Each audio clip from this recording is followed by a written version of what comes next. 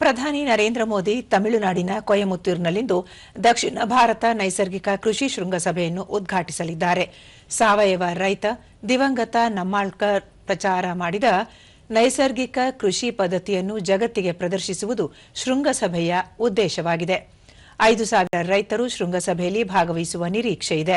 ಇದೇ ವೇಳೆ ಪ್ರಧಾನಿ ನೈಸರ್ಗಿಕ ಕೃಷಿಯನ್ನು ಅನುಸರಿಸುವ ರೈತರೊಂದಿಗೆ ಸಂವಾದ ನಡೆಸಲಿದ್ದಾರೆ ಮತ್ತು 10 ಆದರ್ಶ ರೈತರನ್ನು ಸನ್ಮಾನಿಸಲಿದ್ದಾರೆ. ಬಳಿಕ ಅವರು ಪಿಎಂ ಕಿಸಾನ್ ಯೋಜನೆಯ 21ನೇ ಕಂತನ್ನು ಬಿಡುಗಡೆ ಮಾಡಲಿದ್ದಾರೆ. ದೇಶಾದ್ಯಂತ 9 ಕೋಟಿ ರೈತರನ್ನು ಬೆಂಬಲಿಸಲು 18,000 ಕೋಟಿ ರೂಪಾಯಿಗೂ ಹೆಚ್ಚು ಮೊತ್ತದ 21ನೇ ಕಂತನ್ನು ಪ್ರಧಾನಿ ಬಿಡುಗಡೆ ಮಾಡಲಿದ್ದಾರೆ. ಇಲ್ಲಿಯವರೆಗೆ ದೇಶದ 11 ಕೋಟಿಗೂ ಹೆಚ್ಚು ರೈತ ಕುಟುಂಬಗಳಿಗೆ 3,70,000 ಕೋಟಿ ರೂಪಾಯಿಗಳನ್ನು ವಿತರಿಸಲಾಗಿದೆ ಎಂದು ಕೇಂದ್ರ ಕೃಷಿ ಮತ್ತು ರೈತ ಕಲ್ಯಾಣ ಸಚಿವಾಲಯ ತಿಳಿಸಿದೆ. ಈ ಯೋಜನೆಯು ಅರ್ಹ ರೈತ ಕುಟುಂಬಗಳಿಗೆ ವರ್ಷಕ್ಕೆ 6,000 ರೂಪಾಯಿಗಳನ್ನು ಒದಗಿಸುತ್ತದೆ. ಇದು ವಿಶ್ವದ ಅತಿದೊಡ್ಡ ನೇರ ಲಾಭ ವರ್ಗಾವಣೆ ಕಾರ್ಯಕ್ರಮಗಳಲ್ಲಿ ಒಂದಾಗಿದೆ.